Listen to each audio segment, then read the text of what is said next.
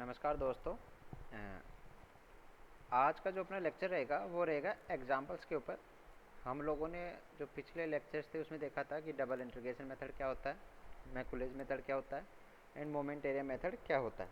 ठीक है, हमने उन जो तीनों मेथड्स थे उनकी थ्योरी पढ़ ली। ठीक है, हमने ये देख लिया कि जो तीनों मेथड्स हैं वो काम आते हैं डिफ्लेक्शन निकालने के लिए एंड स्लोप निकालने के लिए। ठीक है, जो डेविएशंस होता है, चाहे डिफ्लेक्शन हो चाहे स्लोप हो, वो किसी बीम में निकालना हो तो अपने पास ये तीन मेथड्स होते हैं। तीनों मेथड सूटेबल है डिटर्मिनेंट स्ट्रक्चर के लिए। ठीक है, अब इसमें भी अलग अलग है कि जैसे डबल इंटीग्रेशन मेथड होता है वो केवल कंटिन्यूस लोडिंग के केस में ही एप्लीकेबल होता है। ठीक है, अगर हमें उसे जैसे नॉन कंटिन्यूस मान लो, या फिर कह सकते हैं ना नॉन सिमेट्रिक जो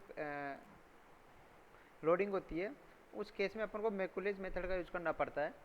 और जो मैकुलेज मेथड है वो is nothing but the improvement of the double integration method. ठीक है कि नहीं? तो आज हम क्या करेंगे, डबल इंटीग्रेशन मेथड का और एक मैकुलेज मेथड का एक एक एग्जांपल करके देखेंगे। ठीक है, तो चलिए शुरू करते हैं। तो सबसे पहले अपन डबल इंटीग्रेशन मेथड है उसका एक एग्जांपल ले लेते हैं। तो डबल इंटीग्रेशन जो मेथड है वो कहता है, एक एग्जांपल अपने पास में कैंटिलीवर बीम का, जिसमें एक एंड फिक्स रहता है कैंटिलीवर में और दूसरा फ्री रहता है। ठीक है, इसके दो एक्सिस मान ली इसने, एक एक्स एक्सिस एंड एक जेड एक्सिस, जिसको आप वाई भी बोल सकते हो, नॉट अ बिग डील। उस पर एक यूडीएल लगा हुआ है जिसकी इंटेंसिटी है क्यू जेड। ठीक है, मीन्स द लोड एक्ट से वर्टिकली। अब इसमें क्या रखा है, determine deflection and slope at the free end B पे अपन को स्लोप एंड डिफ्लेक्शन निकालना for a cantilever beam of length L subjected to a uniformly distributed load qz. Subscribe z means that the load acts vertically downward जो act कर रहा है load, तो उसके लिए अपन को इसको सोल्व करना है। तो इसके कुछ मेथड स्टेप्स होते हैं जो मैं बता चुका हूँ पहले भी, कि कोई भी प्रॉब्लम आए स्लोप एंड डिफ्लेक्शन की, सबसे पहले तो अपन को उसमें लोड कैलकुलेट करना है।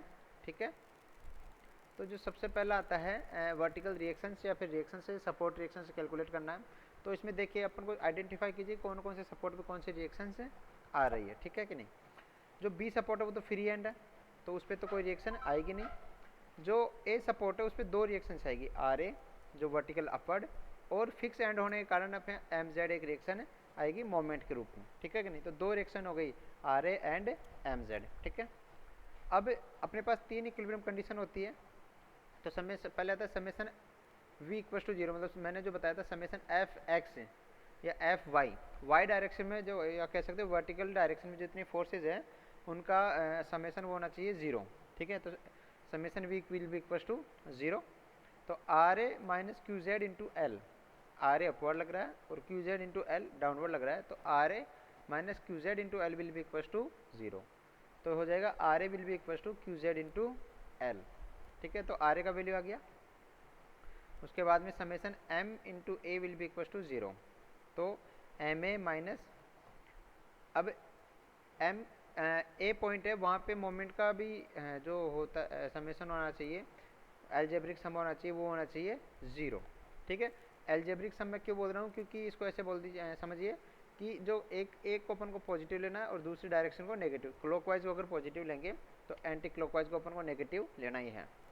तो इसमें अगर एंटी क्लॉकवाइज को उसने एम ए को पॉजिटिव लिया है, तो जो क्यू जेड होगा वो क्लॉकवाइज रोटेशन देने की कोशिश करेगा, उसको नेगेटिव लिया है। तो M A minus Q Z into L total load into उसके सी जी की distance L by two will be equal to zero. तो जो एम ए का वैल्यू निकल के आ गया वो आ गया Q Z into L square by to. दोनों रिएक्शंस अपने पास में वैल्यू पता चल गई, याद रखिएगा इसको, अभी काम आएगा अपने।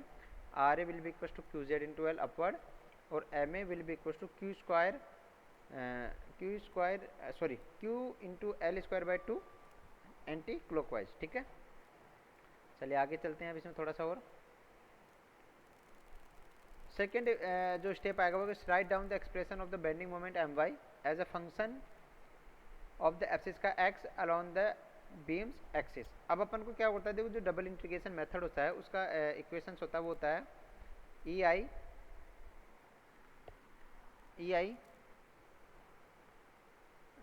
D Y by D X D square Y upon D X square equals to M X. मतलब एक ओरिजिन से अपने पास में एक्स डायरेक्शन में एक्स डिस्टेंस पे जाके उसका बेंडिंग मोमेंट का अपन को एक्सप्रेशन लिखना होता है, ठीक है कि नहीं। अब इसमें जो नोटेशन होता है वो अपन को जैसे कोई सेक्शन ले लिया यहाँ पे, उसके इस तरफ लिखना है, तो क्लॉकवाइज को तो पॉजिटिव ले लेते हैं और एंटी क्लॉकवाइज को नेगेटिव। तो चूंकि एम ए की डायरेक्शन एंटी क्लॉकवाइज थी तो इसलिए यहाँ पे नेगेटिव ले लिया। आर ए हमेशा क्लॉकवाइज देगा, ये क्लॉकवाइज देगा ऐसे, और जो क्यू जेड है वो एंटी क्लॉकवाइज देगा। तो एंटी क्लॉकवाइज वाले उसको नेगेटिव और क्लॉकवाइज वाले को पॉजिटिव लेना है किसी सेक्शन में। मैं आपको जो थ्योरी वाला पार्ट था, जो लेक्चर था, उसमें ये बता चुका हूँ। तो जो एम एक्स बोल दो या एम वाई बोल दो, उसको एम वाई के जो इक्वेशन आ गया वो आ जाएगा minus M A plus R A into X minus Q X square by 2, ठीक है। आप लोग इसको ध्यान से देख लीजिए। अब अपन क्या करेंगे, इसमें वैल्यूज पुट करेंगे, ठीक है कि नहीं। वैल्यूज में आ रहा है एम ए का वैल्यू आ जाएगा minus Q Z L square by 2, ठीक है। नेगेटिव निशान इसकी डायरेक्शन की वजह से लग रहा है, ठीक है, plus Q Z into L into X, R A का value minus Q Z X square by 2। ये अपने पास में एम एक्स बोल दो चाहे वाई बोल दो, it doesn't effect over approach. तो इसका आगे एक्स की टर्म्स में आएगा ये, क्योंकि अपन जो ओरिजिन होता है वहाँ से एक्स डिस्टेंस पे जाके इसको ले रहे हैं। जैसे मान लीजिए एक सेक्शन मान लिया एक्स डिस्टेंस पे, तो वो टर्म्स अपने लिख दी, ठीक है कि नहीं। चलिए आगे चलते हैं अपन। अब differential equation of the beam, वही जो इक्वेशन अपन ने बताई थी, E I D square Y upon D X square. देखिए अलग अलग जो ऑथर्स होते हैं या बुक्स होती है वो अलग अलग नोटेशन यूज़ करती है। कंफ्यूज नहीं होना, जो यहाँ पे यू जेड है वो एक तरह से वाई को डिनोट कर रहा है, और वाई क्या हो गया। देखिए मैं इसको थोड़ा सा पीछे लेता हूँ, आपको बताता हूँ। ये वाई हो गया, अगर अपन इसका इलास्टिक कर्व बनाएंगे ये, तो ये जो डिस्टेंस होता है इसको वाई बोल रहा है ये अपन, और ये इसको बोल रहा है ये यू जेड। कोई दिक्कत है नहीं है, ठीक है।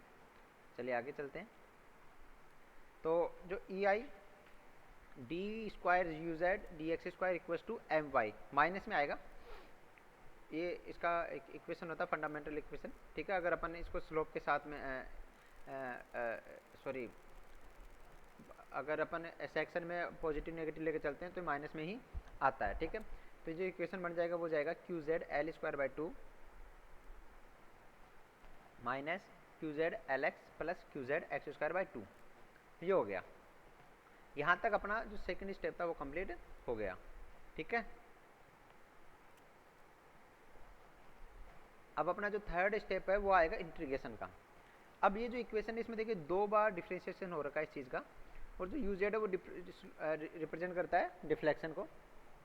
तो अपन को अगर डिफ्लेक्शन निकालो 2 बार इंटीग्रेशन करना पड़ेगा, और एक बार इंटीग्रेशन कर देंगे तो स्लोप की इक्वेशन अपने पास में आ जाएगी, ठीक है। तो इसका 2 बार इंटीग्रेशन कर दीजिए आप। E I Y U Z equal to Q Z L square by 4। जो एल होता है एक्स के साथ में करेंगे, तो एल और क्यू जेड तो कॉन्स्टेंट है, एक्स वेरिएबल है, तो एक्स स्क्वायर बाई 2 इसका हो जाएगा, एक्स स्क्वायर का हो जाएगा एक्स क्यूब बाई 3, और जो एक्स क्यूब है उसका हो जाएगा एक्स 4 बाई 4। नीचे 2 है तो 2 से 2 मल्टीप्लाई होगी 4, 2 इंटू 3 6, और 6 इंटू 4 24। तो अपने पास में जो डिफ्लेक्शन का जो फाइनल इक्वेशन आएगा वो आएगा E I Y by U Z equal to Q Z L square by 4 X square minus Q Z L X cube by 6 plus Q Z X की power 4 by 24 plus c1x plus c2, ठीक है कि नहीं। अपने पास में ये equation आ गई। चलिए आगे चलते हैं।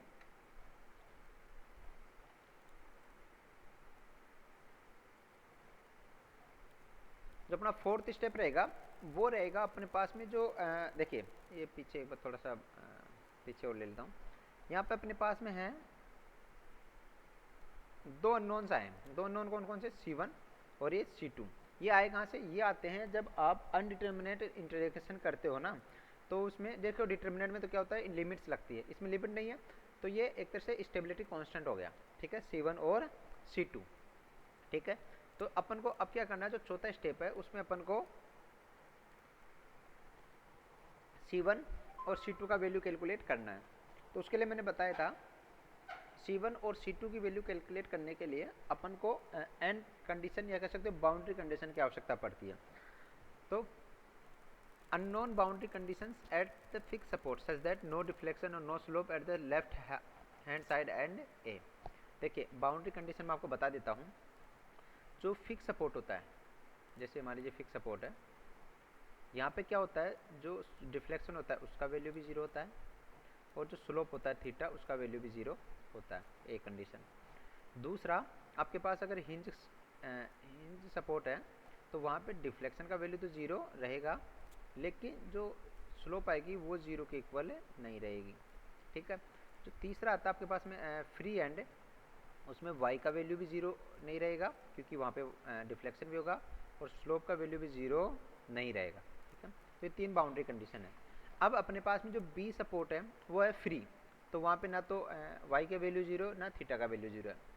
जो सपोर्ट ए है वो फिक्स है, तो वहाँ पे y का वैल्यू भी जीरो और थीटा का वैल्यू भी जीरो। दो इक्वेशन आ गए अपने पास में, और अपने पास अननोन कितने हैं, दो। तो एक बार तो थीटा को जीरो कर दो at X equal to zero पे, तो C1 का वैल्यू आ गया जीरो। इसी तरह यू जेड जो डिफ्लेक्शन है उसको जीरो कर दोगे तो C2 का वैल्यू क्या आ जाएगा, जीरो। ठीक है कि नहीं। आप पोज करके ये सो जब चीज़ें हैं वो उतार लीजिएगा थोड़ा नोट्स बनाने के हिसाब से।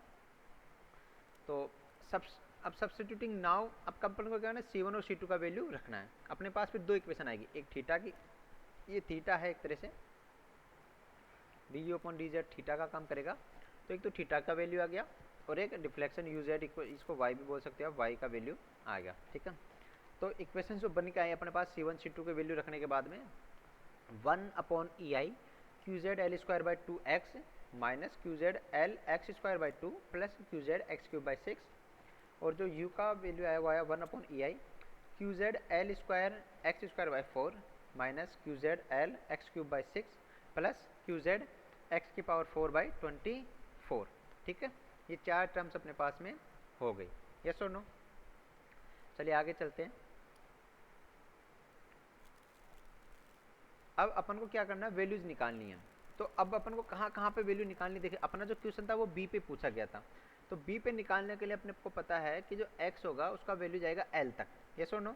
तो x इक्वल टू अपन रखेंगे l, जो अपना आखिरी स्टेप है। अपने पास में थीटा की और y की इक्वेशंस आ गई। अब उसमें अपन जहाँ पे अपन को वैल्यू निकालनी है वहाँ पे अपन वो x की वैल्यू रखेंगे। ठीक है। अपन को इस क्वेश्चन में था वो था केवल b पे पूछा था, तो b के लिए x का वैल्यू जाएगा l, तो du/dx इक्वल हो जाएगा 1/ei qz l square by 2 into L minus qz l cube by 2 plus qz l cube by 6। ठीक है। ये कैंसिल आउट होकर जो वैल्यू आएगा वो आ जाएगा qz l cube by 6 ei। ठीक है। अब देखिए ये एक स्टैंडर्ड आपके पास में रिजल्ट आया है। स्टैंडर्ड कैसे कह सकते हो, क्योंकि जो UDL with sorry cantilever beam width UDL, तो फ्री एंड पे जो डिफ्लेक्शन होता है उसका वैल्यू आ जाएगा, अगर उसकी इंटेंसिटी W या QZ है तो WL स्क्वायर बाई 6 ही आई। ठीक है। ये आप हमेशा याद रखें, क्योंकि जब आगे आप फर्दर बढ़ते जाओगे तो आपको ये वैल्यू हर बार निकालने की जरूरत नहीं पड़ेगी, इसको सीधा पुट करके भी आप अपना क्वेश्चन सोल्व कर सकते हो, क्योंकि जब आगे क्वेश्चन आते हैं उसमें डिफ्लेक्शन ना पूछ के कुछ और चीज़ें पूछी जाती हैं। ठीक है कि नहीं। तो एक हो गया थीटा की वैल्यू। अब अपने पास में जो अगला है वो है स्लोप, ये तो हो गया स्लोप। अब अपने पास में डिफ्लेक्शन, तो वही डिफ्लेक्शन वाला जो एक्सप्रेशन था अपने पास में उसमें x इक्वल टू रखेंगे अपन l, तो अपने पास जो इक्वेशन आएगी y b equal to 1/ei। अब देखिए इसने y भी लिख दिया यहाँ पे, इतनी देर से तो ये uz लिख रहा था, इसने यहाँ पे y भी लिख दिया। तो इट डजेंट डिपेंड की नोटेशन क्या है, आपको आपका जो फंडा है वो क्लियर होना चाहिए कि ये सब चीज़ें हैं जो y b या uz है वो केवल और केवल डिफ्लेक्शन को रिप्रेजेंट कर रहा है। ठीक है कि नहीं। तो 1/ei qz l square by 4 into L square minus qz l into L cube by 6 plus qz l की पावर 4 बाई 24। जब इसको आप सोल्व करोगे तो आपके पास जो रिजल्ट निकल के आएगा वो आएगा qz इंटू एल की पावर 4/8 ei। ठीक है कि नहीं, 8 ei। तो ये भी एक तरह से स्टैंडर्ड रिजल्ट अपने पास में qz l की पावर 4/8 ei, यस और नो। इसको WL की पावर 4/8 ei भी आप रिजल्ट याद कर सकते हो। स्टैंडर्ड रहता है WL की पावर 4/8 ei ये तो हो गया आपके पास डिफ्लेक्शन। और अगर स्लोप की बात करेंगे तो डब्ल्यू एल की क्यूब अपॉन 6 ई आई, ये स्टैंडर्ड रिजल्ट है। ठीक है, तो ये आपका जो मेथड था वो कंप्लीट हो गया है। सिंपल सा मेथड है। एक बात याद रखिएगा हमेशा कि जो डबल इंटीग्रेशन मेथड होता है उसको आप तभी यूज कर सकते हो जब आपकी जो लोडिंग है वो यूनिफॉर्म हो।